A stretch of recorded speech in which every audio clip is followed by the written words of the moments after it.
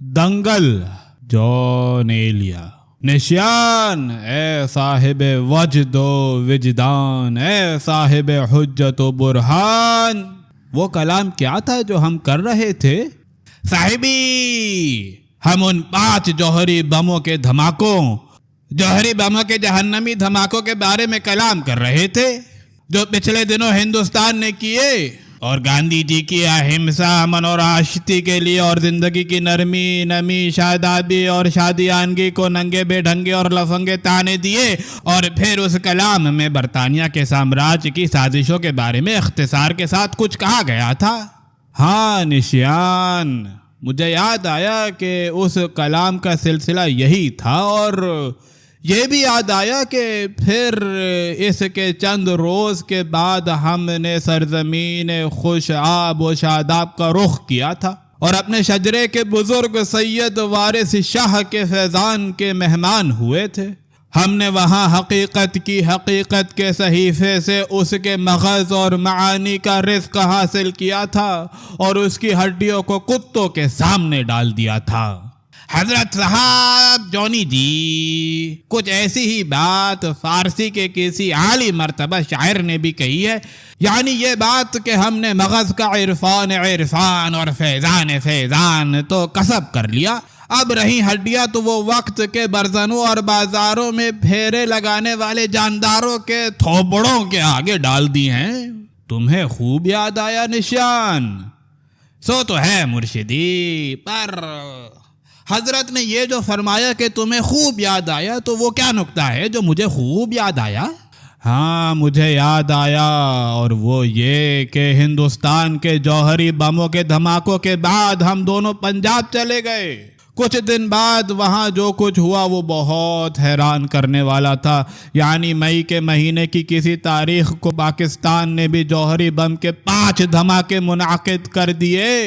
اس دفاعی جہاد نے پنجاب کے خاص و عام کو پائے کو بھی دست افشانی اور وجد کے حال میں مست و بے خود کر دیا، اور جب ان دھماکوں کے دوسرے دن پاکستان نے 5 اور 5 کا حساب برابر کر کے 6واں دھماکہ کیا،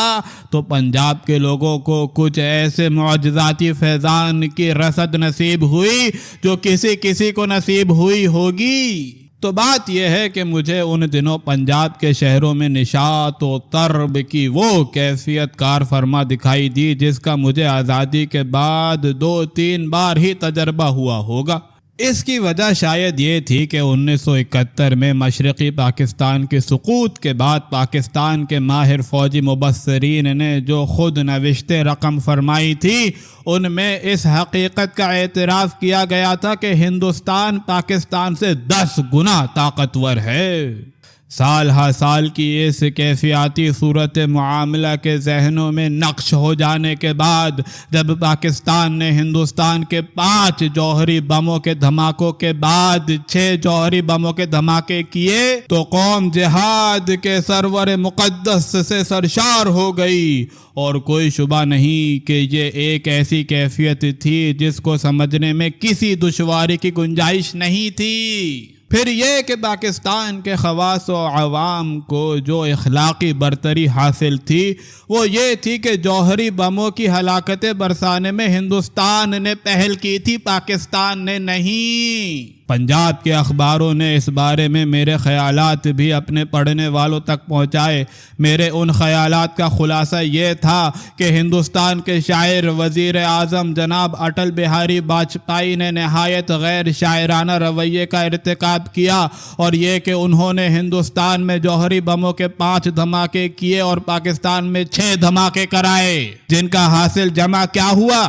11 دھماکے۔ یعنی یہ 11 دھماکے میرے بزرگ محترم جناب اٹل بہاری واجپئی کا تاریخی کارنامہ ہے، بر صغیر کی تاریخ کا سب سے بڑا کارنامہ۔ رہے پاکستان کے تازہ وارد سیاستداں اور ناقابل قبول حد تک خوش بخت وزیر اعظم نواز شریف، تو انہوں نے سچ مچ یعنی گویا سچ مچ ایک دھماکہ بھی نہیں کیا۔ بھلا اس بات میں کیا شبہ ہے کہ اگر ہندوستان نے جوہری بموں کے دوزخی دھماکوں کا ہلاکت انگیز کھیل نہ کھیلا ہوتا تو پاکستان ایک پٹاخہ بھی نہ چھوڑتا۔ نشیان، میں نے صورت معاملہ کے ایک رخ کے بارے میں جو کچھ کہا ہے وہ میرے گمان میں قابل لحاظ حد تک درست ہے، مگر جانا اور مانا جائے کہ اس کا ایک اور رخ بھی ہے، اور وہ اس کے باب میں پاکستان کے سب سے زیادہ توجہ طلب مسئلوں کے نہایت محترم اور معتبر ماہروں اور عالموں نے ہمیں بڑی دانش جوئی، دانش طلبی، دانش یاری اور دانش مندی کے ساتھ پرزور اور ارجمند افادات سے نوازا ہے۔ ان کے افادات کا جوہر یہ ہے کہ ہم اپنے الجھے ہوئے معاملوں کو پہلوانوں اور جوابی کارروائی کے پرجوش اور جہاد پسند تنومندوں کی طرح طے کریں گے تو چاروں خانے چت ہوں گے اور حریف ہمیں تاریخ کے دنگل میں بری طرح گندا کر کے مارے گا۔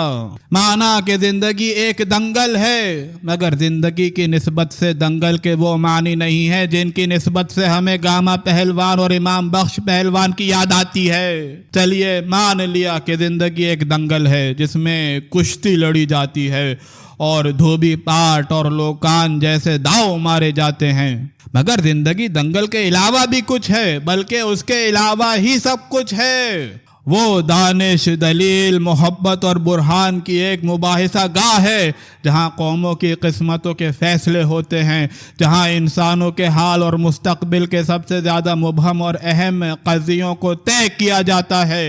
یہ دور دنگلوں اور میدان داریوں کا دور نہیں ہے، یہ تفکر اور تدبر کا دور ہے۔ اس دور کا ہم سے جو سب سے زیادہ توجہ طلب تقاضا ہے وہ یہ ہے کہ ہم اپنے بالشتیہ وجود، شائقیہ بقا اور اپنے ہمہ جہت ارتقاء کے وسط اور گرد و پیش سے آگاہی حاصل کریں۔ ہم فاقہ کش اور فلاکت زدہ ڈھور ڈنگر ہیں، ہم جہل اور جنگلی پن کا ایک بے ڈھنگا ریوڑ ہیں۔ ہماری آبادی کے سب سے بڑے گلے کو کسی طرح بھی حیوان ناطق کے خانے میں مندرج نہیں کیا جا سکتا۔ ہم زیادہ سے زیادہ نیم انسان ہیں۔ ہم نے ہندوستان کے 5 جوہری بموں کے دھماکوں کے جواب میں، یعنی جواب غزل کے طور پر ایک رستمانہ کارنامہ انجام دیا ہے، لیکن ہمیں انسانیت عالیہ کی قسم کھا کر اپنے آپ سے یہ پوچھنا چاہیے کہ پاکستان کے وجود میں آنے کے نام نہاد 2-3 برس بعد سے لے کر آج تک کیا ہم نے جمہوریت کا کوئی ایک دن بھی گزارا ہے؟ اس دوران ہم نے چھچورے، چھٹ بھئیے اور لے چورے سربراہوں کی سڑی اور بھسی ہوئی غلامی میں گھناؤنی زندگی تیر نہیں کی۔ جان لیا جائے کہ میں یعنی جان ایلیا کسی بھی نسلی، لسانی اور مذہبی گروہ کی خوشنودی کمانے کی خاطر بےہودہ نگاری اور قلم دوات اور کاغذ کی فحاشی کا مجرم قرار پانے کے لیے اپنی آخری سانس تک تیار نہیں ہوں گا۔ سنا جائے اور سمجھا جائے کہ جان ایلیاؤں کو 2 وقت کی روٹی چاہیے، انہیں تن ڈھانپنے کے لیے کپڑے چاہیے، ان کے بیمار ڈھانچوں اور ڈھچروں کو دوائیاں چاہیے، ان ڈھور ڈنگروں کو کسی نہ کسی حد تک انسان کہلائے جانے کے لیے حرفوں کی شدھ بدھ چاہیے۔ یہ ذہن کی جولانی جہد اور اجتہاد کا دور ہے۔ جو لوگ اس حقیقت کو ماننے میں الکساہٹ سے کام لے رہے ہیں انہیں اپنے جسد کے لیے کافور اور کفن کا بندوبست کر لینا چاہیے۔ وَمَا عَلَيْنَا إِلَّا الْبَلَاغُ